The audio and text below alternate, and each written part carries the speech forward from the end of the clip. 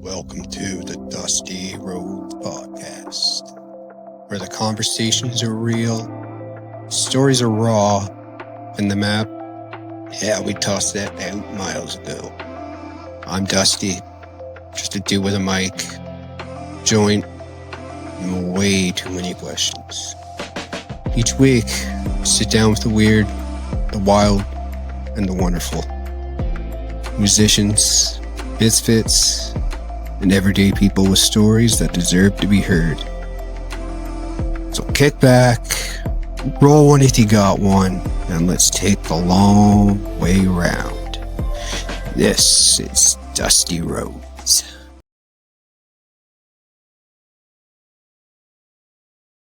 Hello, everybody, and welcome to episode number 1 of the Dusty Roads Podcast.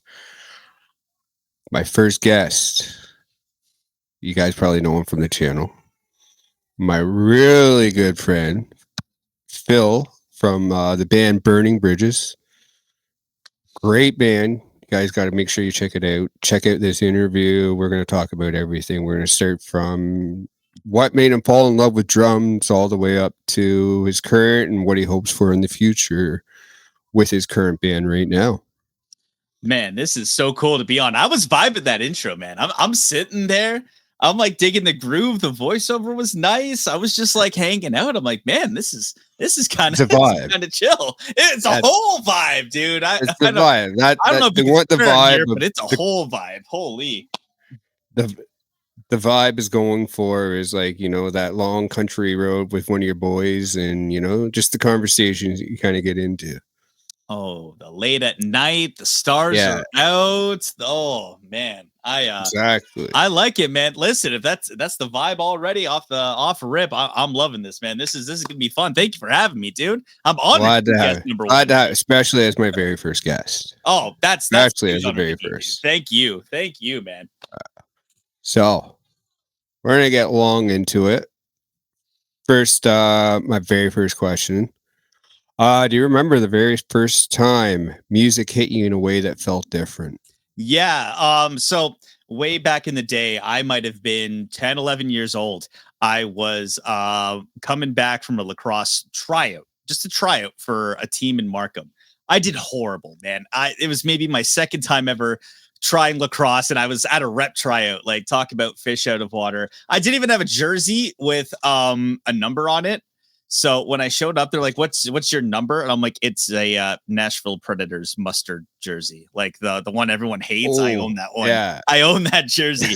And based to say that if that's how I started the tryout, that pretty much, you know, set the tone for how it went. Horrible. Yeah. Didn't make the team. Was told thanks for coming out, but no thanks, you know, in a very nice, polite minor sports way. And so I was on my way home with my dad. And I remember he had just got the Motley Crue Red, White, and Crew CD. So it was 2 discs, whole bunch of tracks, all classic Motley Crue. And I'm sitting just in the back seat. And for some reason, it's just everything's starting to catch my ear. Like I'm sitting back there like, man, like this is really good. I'd liked music before. Like I liked when the Mighty Ducks played Queen, We Will Rock You. You know, I like certain tracks. But that was the moment where it was hitting me where I was like, this is awesome. Like I'm like 10, 11. I'm hearing all these like rock classics.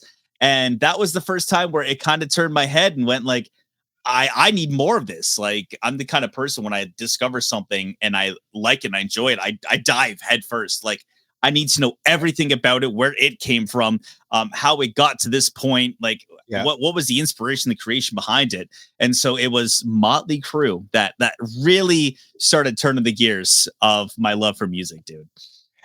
It's funny like that you say with like the Motley Crue, because I actually remember that band being the first band that me and you like really connected as friends, actually, even too. Was talking about Motley Crue. Oh, don't get me started. Like if you do, man, I will talk for hours about like how these ragtag group of misfits just looked the music industry in the eye and just said, yo, F you, this is ours now. This is our time. We're taking over. And then proceeded to write, you know, absolute classics of the 1980s. Bangers. Don't go watch them now. I'm sorry. Don't watch them now. All right. No, They're not the same. They're well past their prime, but you could I say can that really about anyone though, right? Now, like all their in their prime, and now seeing them, right? Like there is a couple like Axl Rose. I was Axl Guns Rose N' is Roses. another I one. was gonna say Guns N' Roses. I can't do it. Motley Yeah. Crue. I can't do it. However, Poison, Def Leppard, I would still see them today if they announced they're coming to freaking Richmond Hill. I'm going. Like I don't care. Exactly. Right. So kind of branching off that. So what was the moment you knew you wanted to pursue drumming seriously? Oh, so it goes back to Motley Crue and just diving headfirst into everything. So I'm watching Much Music had two channels in where I grew up in Lindsay. It was channel 31, which was Much Music, and then there was Much Classic, which was channel 29. So Much always played the VH1 behind the music. They always had like 80s video like things and stuff like that. So I would just watch the Motley Crue one, the Poison one, the Def Leppard one. Like I would watch all of these like avenues, and I would watch Tommy Lee play drums. And I was like, this guy is just nuts. This guy's a showman. He's in a goddamn cage, man. He's flipping. Yeah. He's spinning. He definitely changed the game. Exactly. I didn't care how technical he was. Like, there's drummers like today, like Mike Portnoy, Virgil Donati, Mike Mancini, who are just absolute wizards with chops, rudiments. I didn't care. I was like, this dude's spinning sticks. He's flipping upside down. This is the coolest man on the planet I've ever seen. And I was like, I need to play drums. Like, I remember in grade 7, there was the percussion section, and in Lindsay, we didn't have a drum kit. So you either played the big concert bass drum or you played the snare drum. And I remember I found a pedal in the back music room. Mm-hmm. So I'd set up this like, holy God, like this must have been like a 40-inch drum, clamp the pedal on. So I'd sit there with the pedal, like the drum half my height, set up a snare drum, and I'd make like my own drum kit. Like, and I would just sit down and just play as much as I could before getting kicked out after school or in the lunchroom. Like we'd go way into the bowels because the music room was in the basement. So I'd go way into the bowels and I would just play. And then I eventually got my own drum kit for, I want to say my 13th birthday, silver tone. It's still in my parents' basement. It's still there. It's collecting dust, but every day after school, I would play it. And then I want to say it was maybe around 13, 14. I was like, let's see what we can do with this. Let's explore it. I stopped playing hockey. I started joining my first band, and just that was my priority. And you know, it's funny the way life takes you. And now as a grown adult, I feel like I'm back in the same situation. But now I can enjoy it a little bit more because, you know, it's fun when you're doing it when you're a kid, but when you're an adult and you get all these cool opportunities, it's you tend to treasure it a little bit more. Oh yeah, no doubt.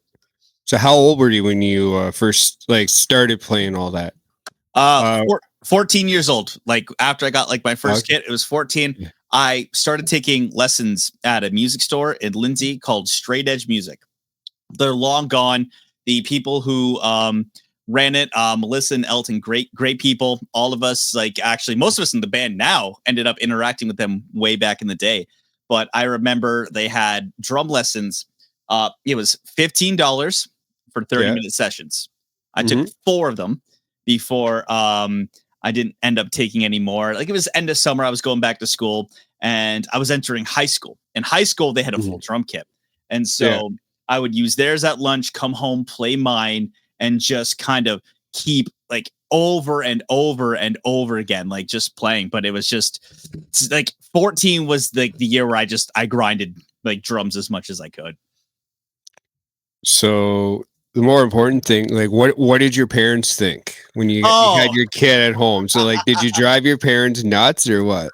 No, my dad loved it. My dad's a huge music guy. My dad still goes to all my shows. I mean, you've met up with my dad at a couple of my shows. My dad both your parents are very. I've always my dad loves from your early stuff. Days. My mom, she also loves it as well. Like she plays my stuff all the time at the cottage, and she was a little bit smarter about it though. So I had when I had a kid up here, because my parents were split. Yeah. She was like, okay, I know how loud these drums can be. She got me an electric kit. She's like, you're going to put headphones on and I'm not going to hear a lick of this.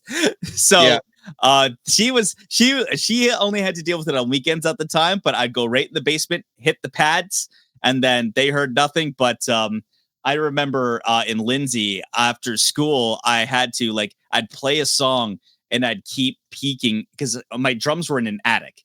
So it's like the third floor and it had like a triangle, like a window, in the middle. So I'd look out and kind of peek and see if there was like a car pulled up because once they were home, I wasn't allowed to play.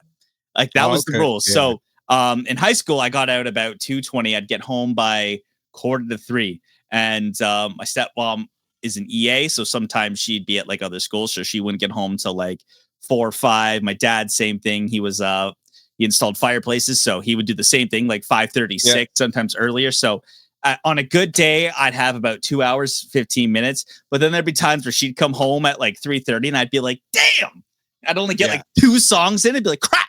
But whenever they'd like go on the weekends or if they like went to visit friends, I was all buddy. I couldn't get upstairs fast enough, man. But yeah, that they were really supportive of drums. They probably did the neighbors support you though? Oh, buddy, no, I don't think so. The one couple next door was a 60, 70-year-old couple. They didn't have any kids that lived with them at the time. So I don't think they supported. They never said anything, but they didn't really talk to us. So I'll take that as a no. And next door is actually where my cousins live. So they were cool with it. I'd play hockey on their rink. They were fine with it. But the next door elderly couple, I am sure they were not a fan at all. But you know what? I'm sure they're happy that I've long since moved out and drums and music in general aren't really an issue there anymore. Oh, there you go. Exactly. So you have mentioned some early inspirations. You've talked about Tommy Lee. Who else would you say is it our earliest drumming heroes besides Tommy Lee? So there's 2 more that I can think of right off the bat. One of which I will chat a little bit about. The other I can chat a lot about. The other one is Scott Phillips, who is the drummer for Alter Bridge and Creed. What he was doing on the kit too was it was always because he could hold a really cool groove, but he also could help make a really good backbeat. Like even stuff I listen to now is it's big, it's boomy, it's powerful. But then there was a little band around that time that I really enjoyed called Avenged Sevenfold, and their drummer Jimmy the Rev Sullivan, which is one of my tattoos I have on my wrist. I got to try and get it. There we go. Jimmy was an absolute icon. Oh my goodness. And everything he was doing at the time, self-titled, City of Evil, Beast of the Harlot, Backcountry, his speed was incredible. The way his musicality, the way he would frame fast double kick parts and then just kind of cut into a simple groove is absolutely insane. And I just remember listening, and I think it was NHL 2006 Backcountry was in there, and I'd boot up the game and that would be the first thing I would hear, and it was just insane. I'd sit in the menu and just not even play. I'd be like, this is dope. Right? So Avenged Sevenfold, rest his soul. The Rev dude, he sadly passed a long time ago, but I feel like any kind of hard rock metal drummers in my age probably try to borrow a lot from him because his technique impeccable. A really underrated songwriter, as a matter of fact. So if you guys think drummers can't write songs, all right, think again. We can. But Jimmy wrote a lot of incredible songs, which if you want an underrated one to listen to, it's a song called A Little Piece of Heaven. It's 8 minutes long, and it's just an absolute fantastic track. But Scott Phillips and Alter Bridge, especially Metalingus, and Jimmy and Tommy, probably the 3 I would say have helped shaped my performance in the biggest way. Okay, nice. So would you say, do you lean more towards technical players or groove drummers? Oh, that's a great question. That's a really good question. Absolutely, I would say groove, because technique you can pick up, you can learn, you can always learn mechanics. groove you have to have a really good feel for. So when you're A watching heartbeat of the some of these, band, right? yeah, when you're watching some of these players and just how they're kind of getting themselves in the pocket, like that's kind of what draws it to me, because at the end of the day, the drums control a lot of the energy and a lot of the Mhm. pace of a song. Like you can play Yeah. one part standard time, you can play one part double time, half time, completely changes the dynamic of a track. Yeah. So groove is just such a huge part of music. Groove is the thing where Mhm. you're bobbing your head, like you're liking this, your head's Exactly. going, you Yeah. got that head bang. Technical stuff, I should probably learn a lot more into that. I am actually getting some help with that. Shout out my boy Yusuf. He's gonna love that. But and groove drummers especially, huge influence for me. If you want really good kind of groove, gospel drummers, man, they're incredible. Gospel Yeah. drummers are just absolutely, you want to talk about in the pocket, they're in the pocket. Funk drummers, that's their bread and butter, man. You learn Yeah. you learn that pocket, dude. You're never paying for a meal again. You're always gonna have Yeah. work. Exactly, right? So, you are to name your Mount Rushmore drummers. Oh man. Who you got? Oh, Dusty, hard hitting questions right in episode 1. Like, oh my word. That's it, man. This is a tough one. Okay. So I'm gonna preface this with again, with any Mount Rushmore. This is my Mount Rushmore. This is in no Yes. order. For me, number one, it's Tommy Lee. Of course. I'm always Mhm. gonna give props to him. Just broke barriers when it came to showmanship, when it came to performance. The true performative drummer. Number two, there we go. Two. The Rev, same kind of Mhm. thing. From my kind of era, hard rock, kind of like that metal sound, the quickness, the speed, just something that I always idolized. Number three, this is where it gets a little bit tough for me. Number three, Mike Portnoy, Dream Theater. His stuff, absolutely just insane. Because Yeah. Dream Theater, the stuff they play in like absolute crazy time signatures and just some of his fills, some of his musical ideas are still stuff that I look at now as an adult and go like, I don't know if I'll ever be able to match this, replicate this, stuff like that, because it's just his stuff is absolutely insane. And four, 444. This is a tough one. For me, because of also personal influence, I'm going to give a shout out to Neil Sanderson of 3 Days Grace, because he's really unique in that he's a left hand leading drummer who plays in what's called an open fashion. So when you play drums, usually you go right over left, you cross your wrists, Yeah. your hat, your snare here, and that's if you're playing, say, a right handed kit. But he's unique because he plays in what's called an open style. So he unlocks his hand. So he's playing his hats with his left hand and his snare with his right hand. And some of his like fills and ideas and stuff, and it's stuff I've watched a lot of recently because I like to watch other musicians, study other Mhm. drummers, and just try to pick up on stuff. It's like if you're an athlete, trying to watch, say, if you're a basketball player watching Michael Jordan or LeBron James, or if you're a hockey player watching, Sidney Crosby and Connor McDavid, you try to pick up on their tendencies to help elevate your ability.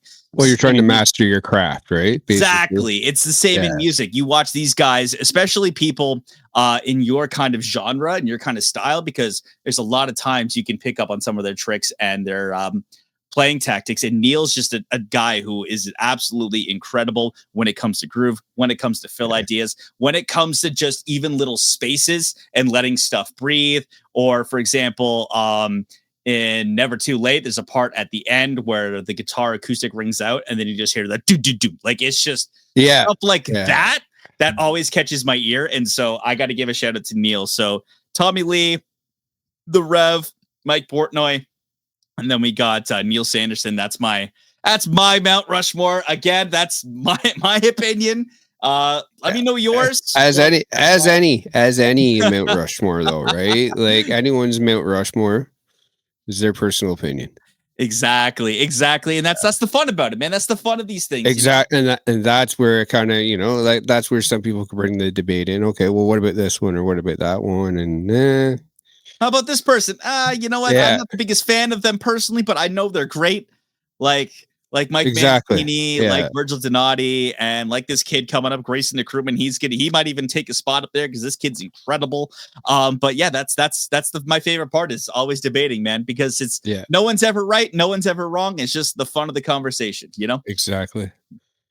So how would you describe your drumming style in your own words? Oh man, Dusty, great question. So first and foremost, I like to be performative because it's always been my philosophy. If you're paying money to Yeah. see an artist, you got to give the audience a show.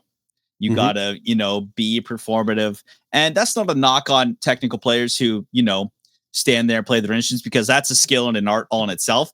But I always Absolutely. like to be performative, maybe use a little bit more energy than I should, but put on a show, especially with the hair, getting the hair going. Yeah. That's an underrated feature when you have long hair, is you get that going. Oh, yeah, exactly. Um, Yeah, it is. but then you get burned by the lights, which also sucks. But I'd say more performative, and I like to take pride in the backbeat of my playing. Yeah. So there's a track I play called "Running Off the Tracks," and the chorus is just a big open beat, just kick and snare tune for like boom ba boom ba. But I started doing it now where I have a kick on everything, which is called four in the Yeah. floor. So it's like boom ba boom ba, and the kick's just driving. It's got that boom boom like all the way through. So Yeah. I think a big part of my playing is always groove, and then just I recently started, it's been about a year and a half playing on a click track, which underrated drummers. Here's some tea for you, Dusty. This is always a heated topic in musicians, and especially drummers, is playing to a click track.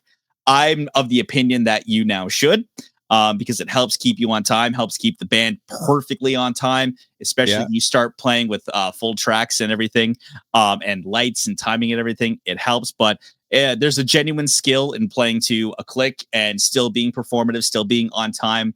And I have a funny story about the click. So we played in a Battle of the Band Wars last year, where the prize was you got to not headline, but you got to play on a festival called Gussapalooza, which is an incredible festival. Long story short, we won. Very good, very well. Okay. Yeah. And one of the judges was Matt Walst. And one of his advice to us was to get on a click. And I went home, downloaded the Metronome app, and just sat there and played everything with the beep, beep, beep in my ears. And he's absolutely, there's a reason, he's toured with 3 Days Grace, and, still one of the best rock acts right now, because he knows his stuff, man. And it was something that helped change my playing. So yeah, my ability to be performative, still stay on time, and really, create a great backbeat and a great groove and a great pocket for tracks is probably how I'd best describe my playing. Is those three kind of assets that I have in my tool belt is what I think kind of sets me aside as opposed to other musicians from my area. Awesome. So, in your opinion, then what's the difference between a good drummer and a great drummer? Oh, good drummer and a great drummer. There's a quote, and I forget who it's by, and it's gonna drive me insane. I want to attribute it to one of the Beatles, but it takes 10,000 years to become an overnight success. And the difference between a good and a great drummer is practice, practice, practice. Be willing to go sit down and be willing to just play as much as you can, learn as much as you can, because you can always be good. You can always be the type of drummer who, maybe hits up a weekend jam, just plays the backbeat, plays some covers. Nothing wrong with that at all. But if you want to be one of the greats, you have to be willing to practice, and you also have to be willing to learn and appreciate every genre of music. Step outside your comfort zone.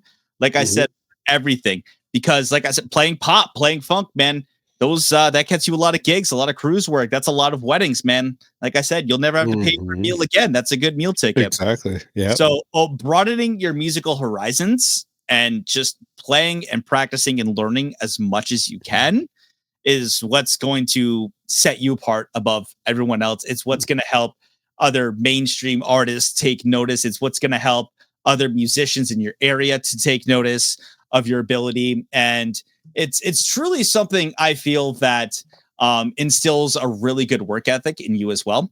Is that if Yeah. you kind of get these habits that like I gotta perform, I gotta practice, I gotta keep practicing, I gotta watch tape back, I gotta learn.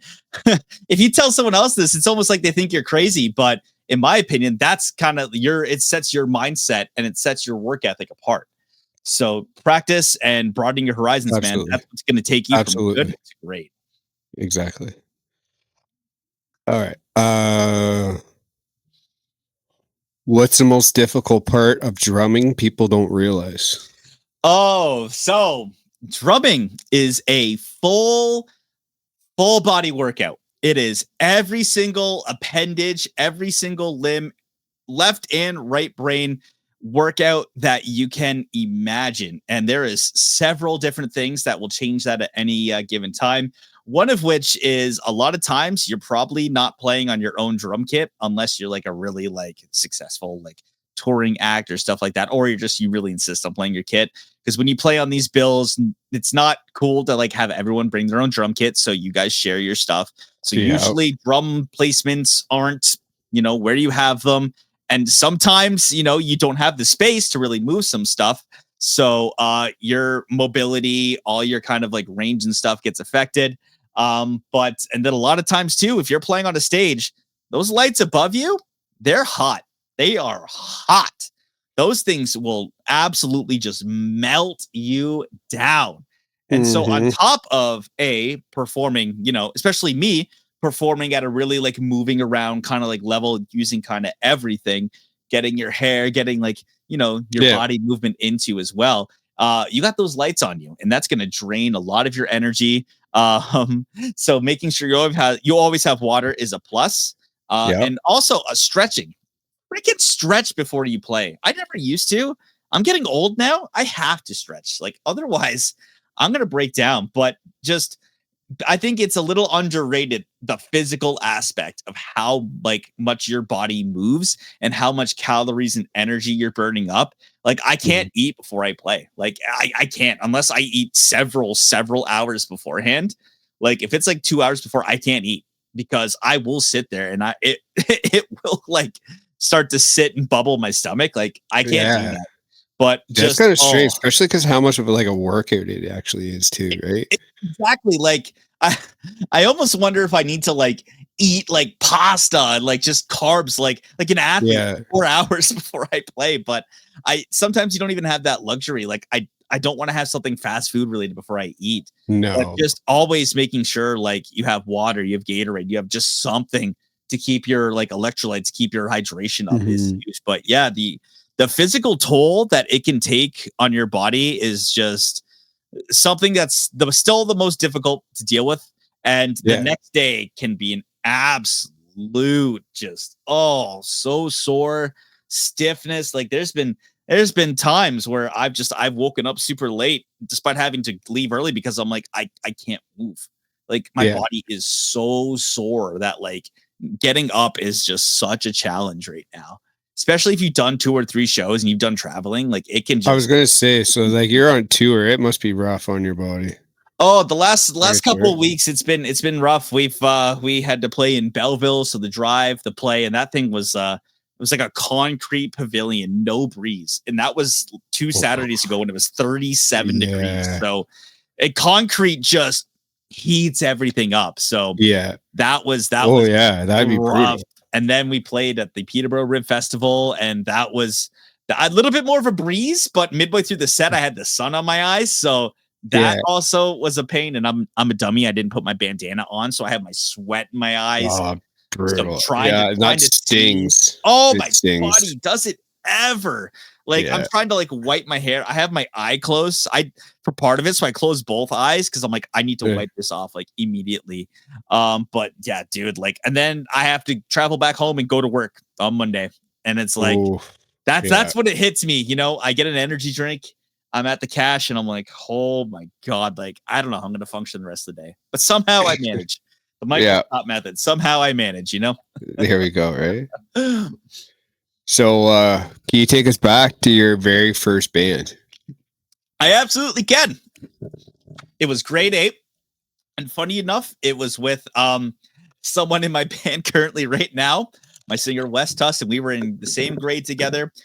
There was a talent show at the holidays, Mm-hmm. and he performed at the grade 7 one, and I missed that because I was in BC. In grade 8, he heard that I played drums, and he's like, "Do you want to, play a couple songs with me at this talent show?" And I was like, "Yep, for sure." And then we also had this great guitarist named Tim Lambert, and we ended up playing 2 songs. We played "Rock and Roll All Night" by Kiss, Yeah. and we played "Wake Me Up When September Ends" by Green Day, and that kit consisted of an actual bass drum this time, not the 40-inch one. They had an actual bass drum there, the school snare, and a one singular cymbal that the school had in grade 8. And I remember I had my hair spiked, and I wore one of my dad's old Poison t-shirts, and um, I kind of wanted tattoos, so Yeah. he took a red Sharpie and drew like a flame up my arm and like had the outline and everything. The problem when you do that with Sharpie is that stuff doesn't wash away immediately. Yep. So, and this was like at the holidays. So I remember like the next day I had to travel back to Richmond Hill, and I had a Christmas dinner, and half of my arm is still covered in a red flame Sharpie, despite like, it being a nice-ish dinner. But now I have tattoos, so it doesn't matter. But man, Yeah. that was one where we didn't think it through. Yep. And it was good. And you will never be able to guess the band name when we were in grade 8. Oh my god. So we were in science class, and they hit us with a word called mitochondria, the powerhouse of the cell. And we liked that so much that they're like, what do you guys want your band name to be? And we looked at each other, we're like, uh-oh, we didn't think this through. And we're like, mitochondria. Sounds like the craziest technical death metal band you've ever heard of. Oh, and yeah. Like you'd expect us to like be playing these 6/8 grooves, like this technical like guitar stuff. Nope, just some kids playing Kiss and Green Day.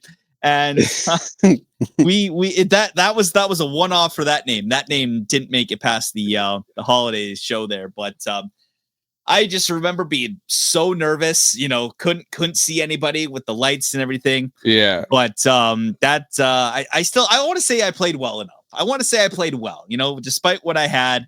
We'd practiced and practiced and practiced, and I feel it went well. And everyone afterwards and for the end of time knew me as the drummer guy now. Like that was it. But oh man, just absolute fond memories. I'll send you. I think there's a pic of me that still has it. I'll send it to you after the show so you can get a good look at it. But it was something, man. But yeah, it went well. And then that's kind of what started me on this lovely rock and roll roller coaster, my friend. So, was there a specific turning point when you thought, okay, I can actually do this for real? Yeah. So this is where a bit of the story gets interesting. So I played with the same guys mostly through high school.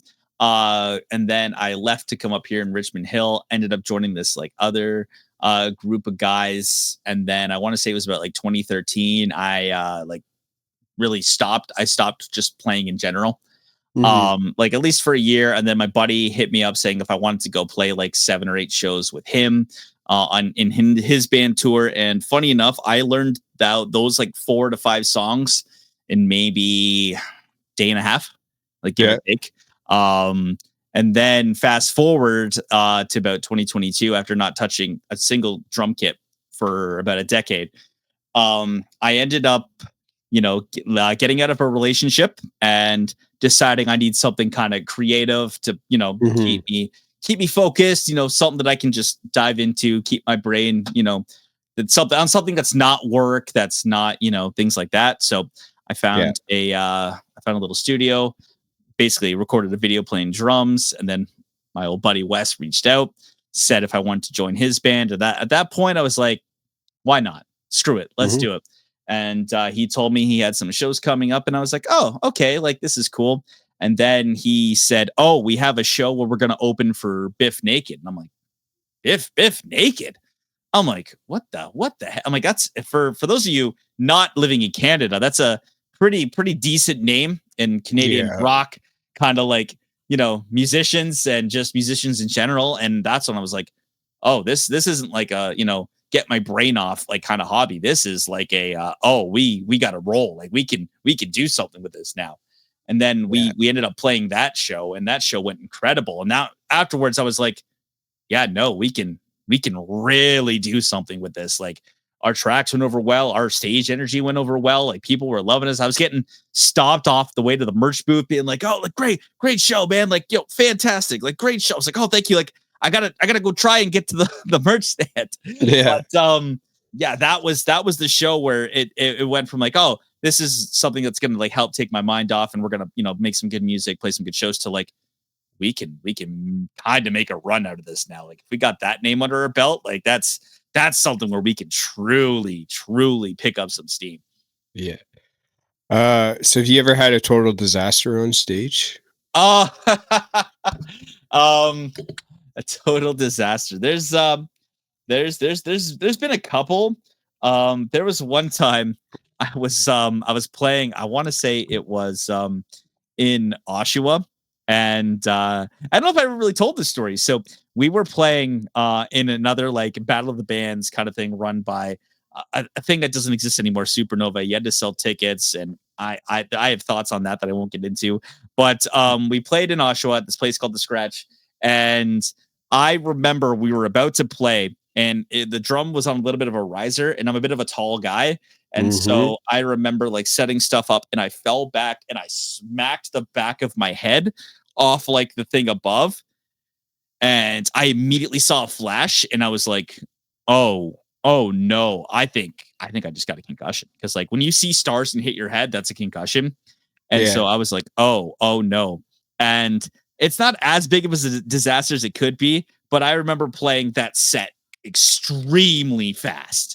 Like there's still video of it that exists, and I'm playing songs like and it's supposed to be like oh yeah, like something in my brain like went into overdrive there. And I just remember playing like the first couple songs and then not remembering much of the rest. Um, so we Jeez. ended up winning that Battle of the Bands somehow, which I think is crazy. Because I don't remember much of it, but I smacked the back of my head and didn't remember the rest of the set. All I remember is there's a picture of me with these tight white pants that I think my mom got me from Ardene's because I just really wanted to wear white pants on stage for some reason. I thought it would be cool, like thought it would be unique.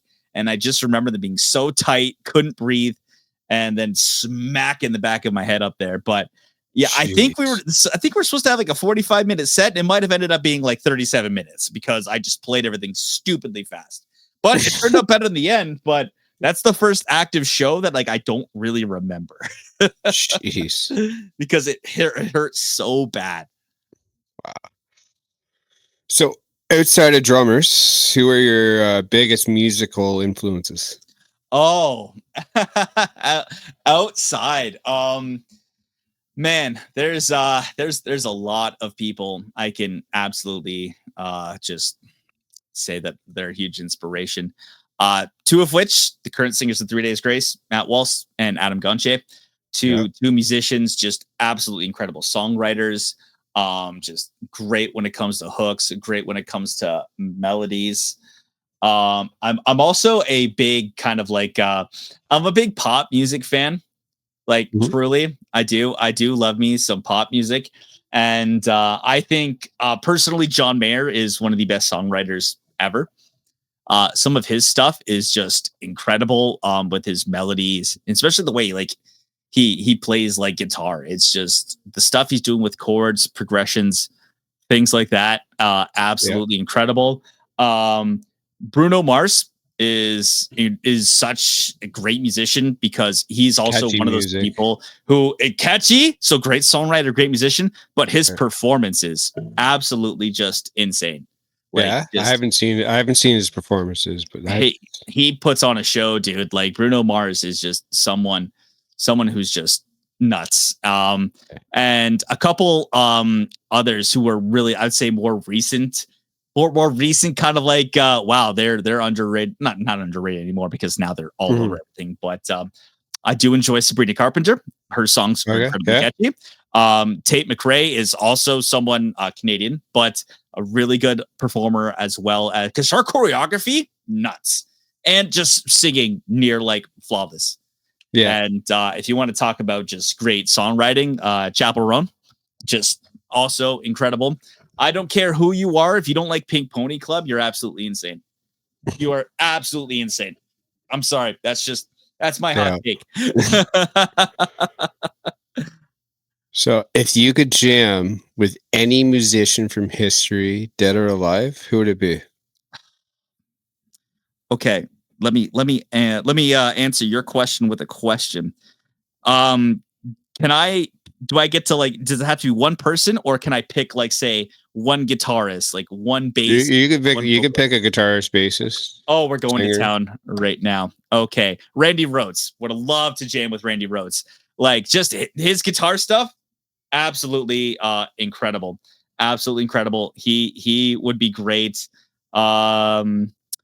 Man, I'm gonna cheat a little bit, and so I'm gonna have a singer and a dude doing screams. So I'm gonna put the rev on screams, which seems like sacrilege that I would ever take him off a drum kit. But screw it, this is my jam, so I'm doing that.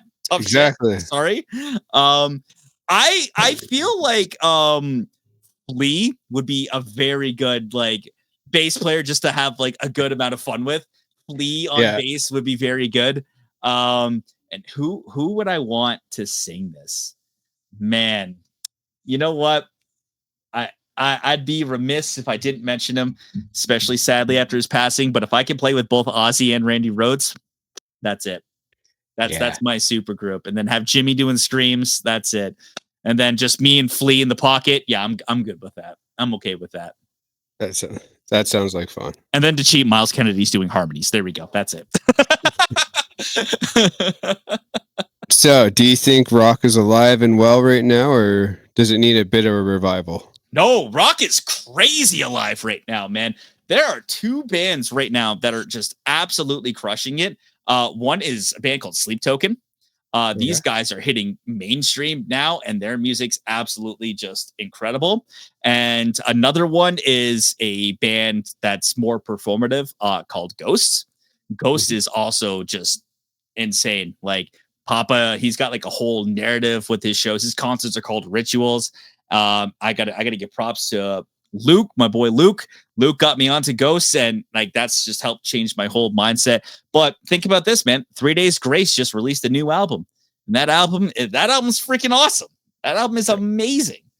I think, and there's still all these acts that are touring that are still doing great. Breaking Benjamin's up there, all these other kind of hard rock like Avenged Sevenfold. These big festivals are still going on. System of a Down and Deftones are about to play in Toronto, like at the Rogers Stadium. Like they're about to fill that place, man. Like when Def Leppard, Motley Crue, and Poison came, they sold out the Rogers Center, which is like 75,000-80,000, man. But I don't listen. There's a couple things that you can't kill. All right, there's Twinkies, there's cockroaches, and there's rock and roll. It will never die. All right. I don't think it needs any resurgence. I think people are just now finally waking up to how badass rock music can be. Exactly. Right. So, what's something unique about being a drummer versus any other role in a band? Back pain. You have to carry it. No. No, the cool thing about drums is you like I said earlier, you control a lot of the music. It's at your fingertips. You can have someone playing the same guitar line, and however you play your beat, it's going to change the whole dynamic of the song. There was this trend on TikTok where it's like 10 different drummers playing the same song, and it's one dude doing different influences, and it changes the track up every time. The amount of control and the amount of kind of like the effect you can have at any given moment on a song is just something that is extremely cool. It's extremely unique. And especially when you're doing just like 4 on the kick drum, that boom, boom, boom, and you got everyone clapping, or if they're singing it right back, it's it's the greatest shot of dopamine to your brain that you can ever get. So would you say like a band can kind of have like not the greatest guitarist and a good drummer, but you could have a really great guitarist and a not a terrible drummer, and it doesn't really even matter. Yeah, it's called Metallica. No, I'm kidding. I'm totally kidding. No. I love Lars. I'm kidding. Yeah, exactly. Right. Like in terms of feel and in terms of musicality, like a good drummer is really hard to find. Like that's what I'll say. Like there's drummers I've watched going like, man, this kid's gonna be a star. Like this kid's gonna be absolutely insane. And like whatever band they're in, he's only going to elevate them. Like I'd say there's a lot of guitarists out there because of how accessible and how easy it is. But there's a lot of, it's harder to find like a really good, really solid drummer. Oh, it definitely. Do you feel like drummers get the credit they deserve? No, man, we're always blurred in pictures. No, I would say we can maybe get a little bit more credit, you know, but here's the mark of a good drummer. It's I always attribute it to a good defensive defenseman. Is that if you don't notice anything good or bad about the defenseman, he had a good night. Drummers, if you didn't notice anything good or bad, but the music was always on time, the groove was good, he was in the pocket, then that's all the credit we need. You know, it's because I attribute it to we're driving the bus. If we go off time, this bus crashes, and it crashes spectacularly. Like if we're off and drums are like off, it's, you notice it. Like we can't. Cannot hide. There's no place we can hide. Yeah. So I think that's a little underrated part, that like we control like a lot of the groove, a lot of the things. But if we mess up, it's freaking noticeable. Guitar, you can maybe like hit a slightly wrong chord and then, you know, kind of fade off like a little bit and then get back in perfectly on time. Not a lot of people notice. If you're a beat off, you're dead. You are dead in the water, man. So you know, I think people don't realize the amount of pressure that we can play with at times, and that could be the thing that, hey, you know what, you still killed it tonight, you know, a little bit. Listen, here's the movement I'm gonna start. All right, thank your drummer. Thank the drummer. Not even your drummer. Thank a drummer. There you go. Be like, buy your drummer a beer. There you go. After the show, we don't need anything affecting our timing before the show. After the show, buy some beer. So, what's your pre-show ritual? Thank you. This is a great question. I have a couple. The main one is I used to make a Gamer Subs drink, but I've kind of been out for a little bit, so I'll have like a Gatorade. And depending on where I am, I try to get in a game of NHL just to relax, you know, just get like things going. Then I'll travel to the show. I'll kind of like walk around a little bit, talk to some people, write the set lists. Usually I started doing that a little bit more. Stretch and then stretch again.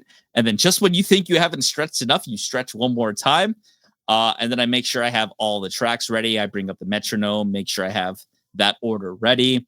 And then I make sure the Gatorades are beside the kit. And then we start the show. I play the intro. And then, you know, that's when the music and the vibe takes over. Nice. So, how involved are you in the songwriting process for the band? We're truly lucky in Burning Bridges that every single person brings so much to the table in terms of songwriting and in terms of talent that everybody's always involved. We're always like talking ideas, shooting ideas, playing different parts different ways. And what's really cool is there hasn't been there's been no egos when it comes to parts. Like, for example, I'll say maybe something how I think it could go, and then we'll play it. And then Wes and Ali or Dallas will be like, hey, like, why don't we try it this way? And then I'll play it back and I'll be like, yeah, I like that. I like that a lot more. Like, let's go with that. It's like, you sure? It's like, it's good. I'm like, yeah, that's great. Let's do it. Hell yeah. Yeah. Or it's the same thing. I'll be like, hey, what if we cut this part and do this part like at halftime or diff tempo? They'll be like, oh yeah, that's good. That's good. And that's the cool thing about this, is that everyone's involved. Everyone's always coming up with parts, and it's been super fun. And I think that's the sign of a good band is when, the egos, they're out the door. Everyone is just actively contributing to the greater good because at the end of the day, everyone wants the best song that it can be. They, Exactly. they Yeah. absolutely do. That should be the end goal, right? Is a good song. Exactly. And the thing is, you always put the music first before your Mhm. own like ideas. So I'm always of that mindset. If there's something that I think works better that someone else suggested, let's do it. Let's record E it. Let's do that up. exactly. Absolutely. And that's how it has to be. And so it's really a blessing to be in that kind of situation where everyone's always involved, always giving ideas, no one's ever judgmental and everyone's always like trying to make it the best they can be. Absolutely. So, what's your favorite song you've ever recorded? Mm, that would be Merry Go Round. And I wrote it about a situation that I was in. What I want to say, I was about like 22, 23, and just that part of like, wanting something kind of so bad, and then when you feel it's close, it kind of, it gets spun around again. Mhm. And that one was really fun because that one I kind of had like a basic idea of how I wanted the guitar to be, how I wanted, the chorus Mhm. and the rhythm to be. So that's the one like I feel like I had the most hand in. Like personally, Yeah. like I had more hands in, and then Wes and Allie, they took the track and made it so much better. Like they've added in different parts, different ideas, and they've taken something that initially I had as like a pretty cool concept, and they've like completely Yeah. made some great changes. But I'm still really really proud of the chorus and how that thing flows because it's something to me like even when I hear it and even when I get people talking to me like, man, like when's that like merry-go-round, round and round we go song come? Like how's that? Like when's that coming? Like where can I find that? So that's always like a little bit of gratitude to me. I'm like Yeah. something that I had way back in the day during my musical pause and something that like these lovely people have helped take to the next level. Even Dallas now hopping into the band and taking that lower kind of like end with me on the in the rhythm section to a whole Yeah. different area. But I would say merry-go-round is one, and then another track we got coming out that we're working on, like that we're playing live now, which is the good first step. And then I think it'll be the next one we record that I'll tell you a little bit about after. Listeners, viewers, they're Mhm. gonna have to wait on that one. That's all I'm gonna say. Oh, well, we're excited.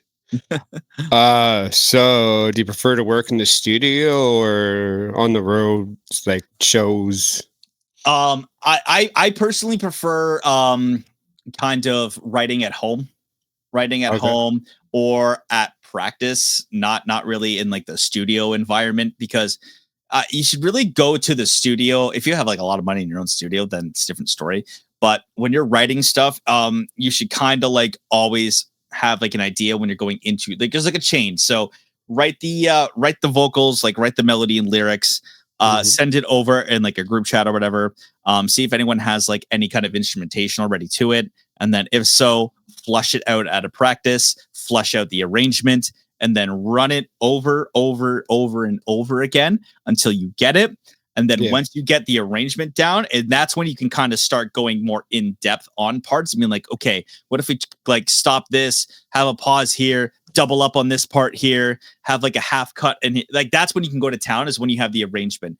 But getting the instrumentation, getting the lyrics and melody, and getting the absolute full arrangement done is like the three priorities. And when you're kind of paying money for a studio, you don't really want to be doing that there.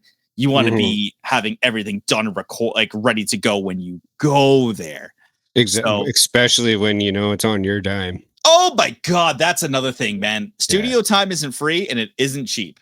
All Yeah, right. exactly. We're fortunate enough to work with an amazing producer engineer in Adam Haggerty, and he's helped make a lot of our stuff sound incredible. But yeah, guys, like his studio, any other studio, that time isn't free and it's not cheap.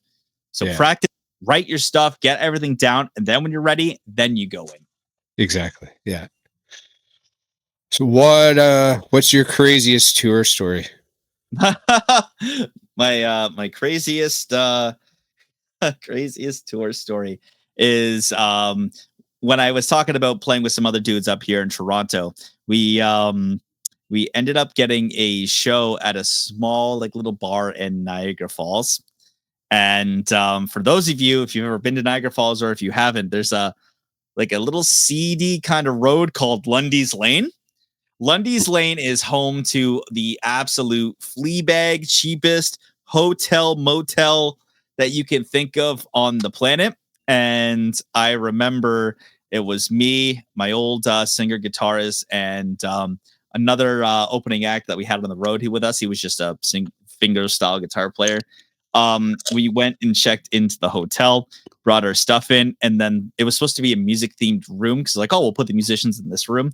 But someone, it had like a trumpet on it and it had the word jazz on it, but someone scratched out part of the A, so the wall said jizz on it, and that was pretty fun.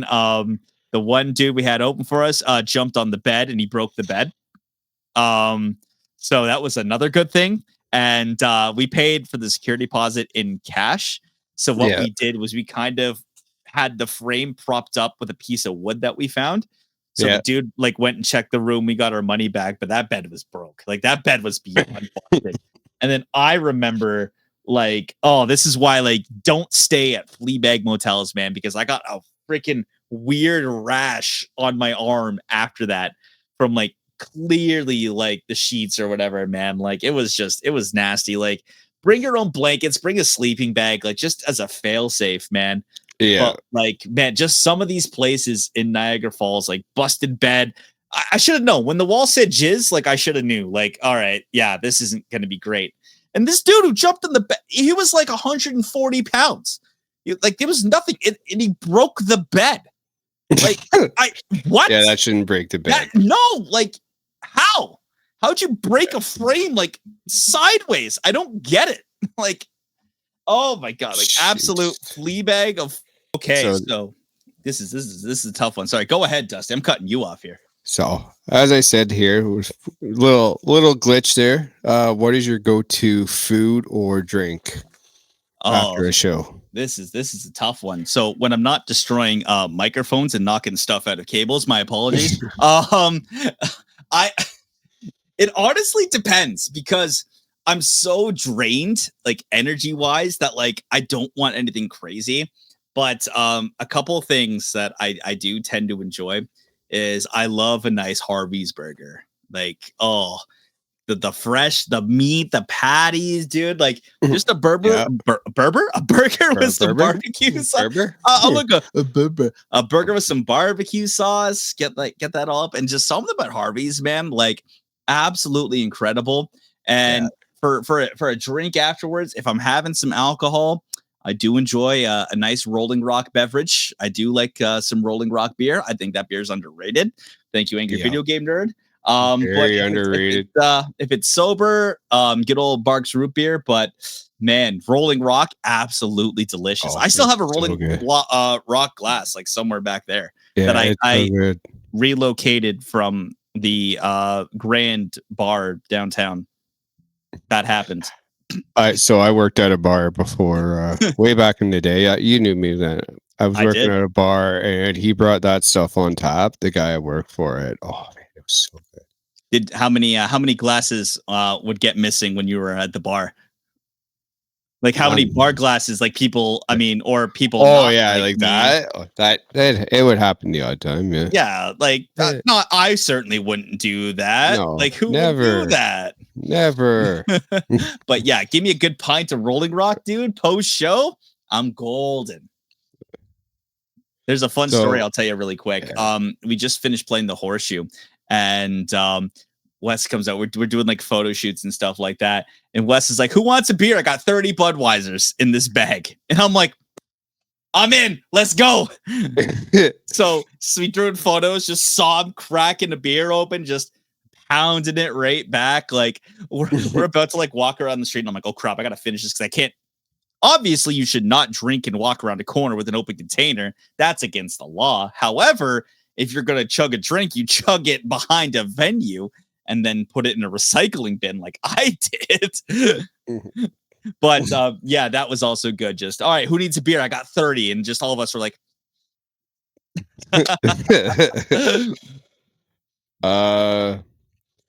So what's the best advice you've ever gotten about music? oh, the best advice. That's I've gotten a lot of good information. Get on a Click by Matt Walsh is something that I always will now treasure because it came from someone like him. But the biggest thing that I was told is if you think you've practiced and if you think you've learned everything, you're wrong. You can always practice more. You can always learn more. You're never going to know everything about Yeah. music, about songwriting, about anything in the arts.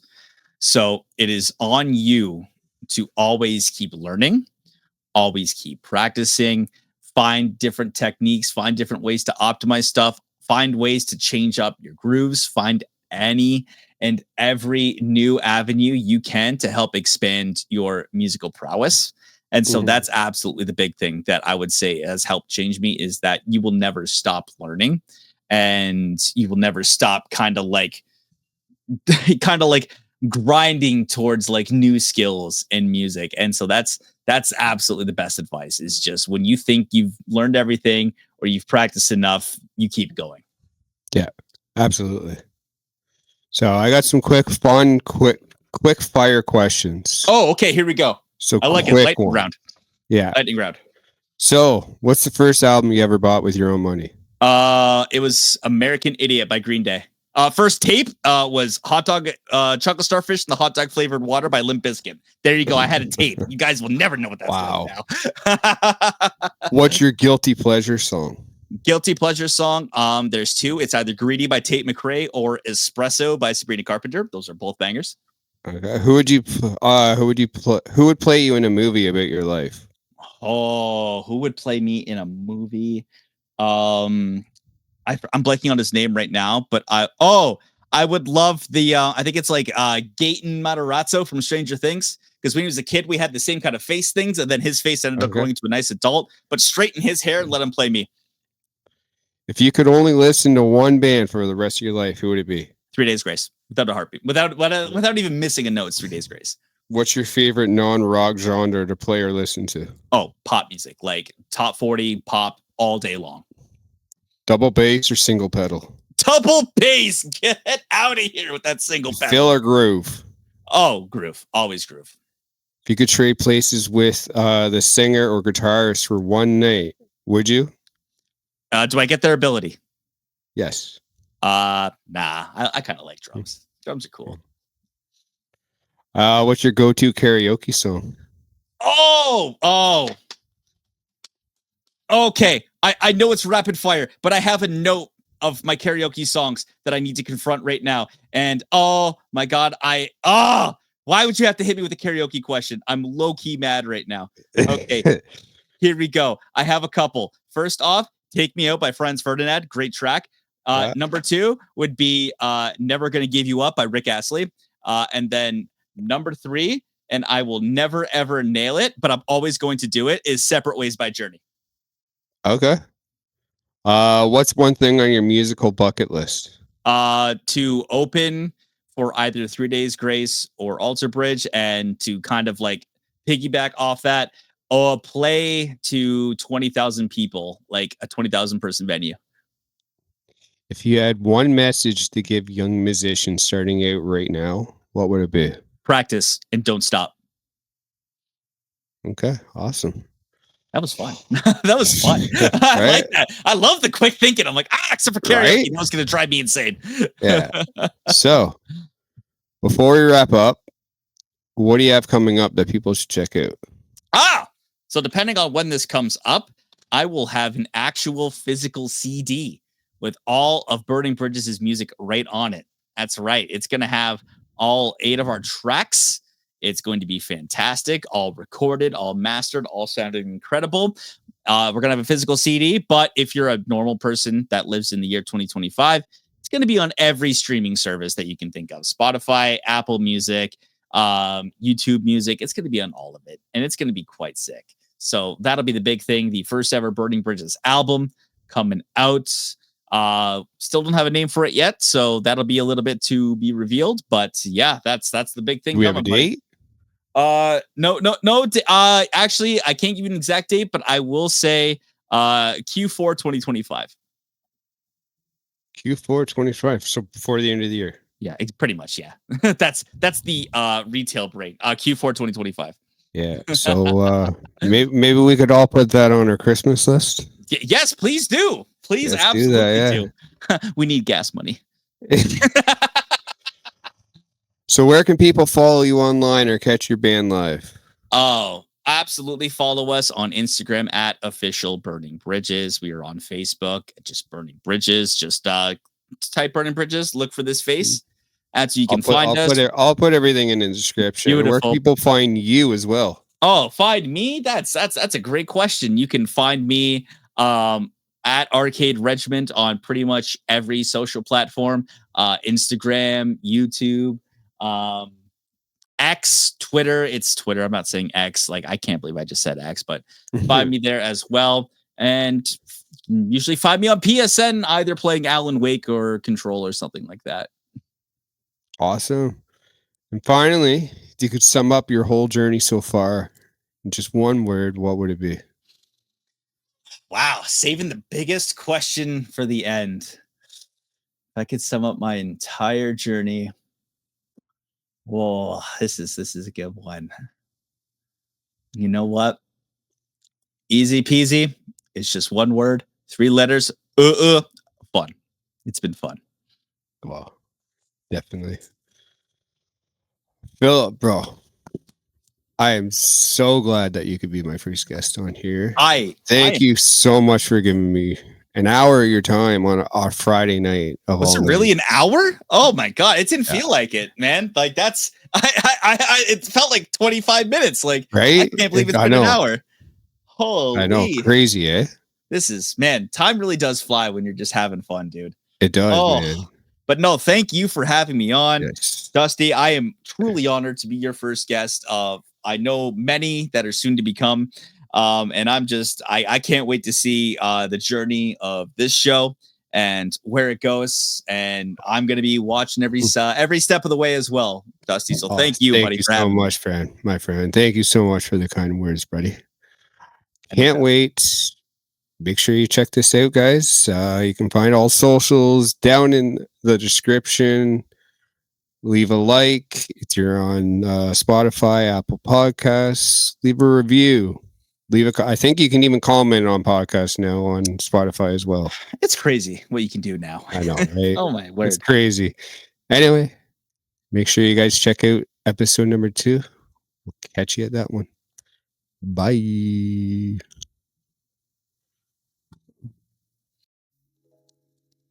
Well, that's the end of the road for today's episode of Dusty Roads.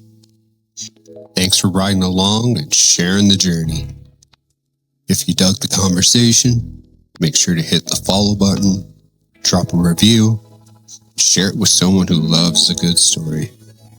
You never know where the next road leads, but I promise it's going to be one hell of a ride. Until next time, keep your wheels steady and your stories dusty.